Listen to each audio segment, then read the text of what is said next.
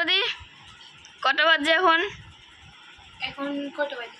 3:45 বাজে। হ্যাঁ, তো ব্যাপারটা হচ্ছে কি আজকে মানে সারা রাত আমরা ঘুমাইনি, ঘুম আসছে না, কি করে ঘুমাবো, এটা হচ্ছে কি সব থেকে বড় পয়েন্ট। তো টোটালি ঘুম আসেনি, জানি না কেন।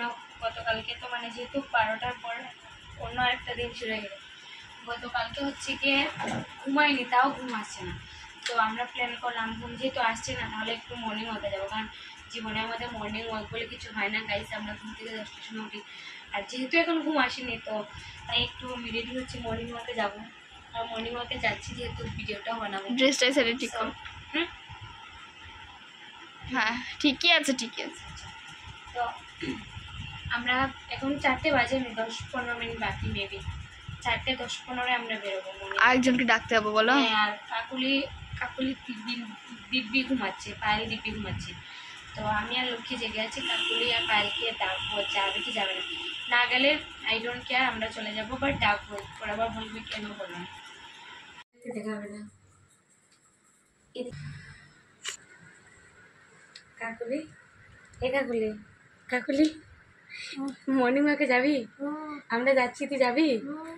আরে ভাই, এটা কেউ নেই বলে আমরা ভেবেছি ওদের কপালে ঘুম নেই, ওদের কপালে ঘুম আছে, আমাদের জন্য ছাটাও আছে, বাট আমরা যাবো না, টু বি অনেস্ট।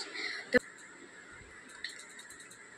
গালি দেবে, আমার হিসেব ডাউট লাগে ভাই, আমি পারবো না ডাকতে। কাকুলিকে ডেকেছি, আমি জানতাম, আমি ভেবেছি কাকুলি হয়তো যাবে, দেখি পাল্টা লোকে দিয়ে দিয়েছে।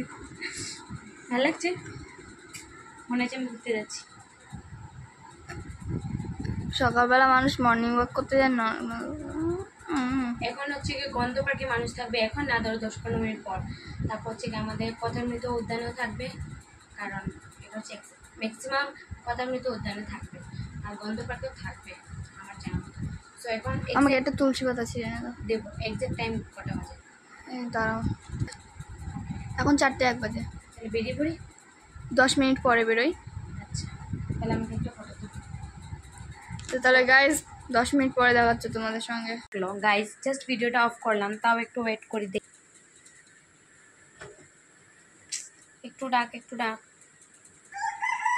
ইয়েস, ঠিক আছে, ইয়েস।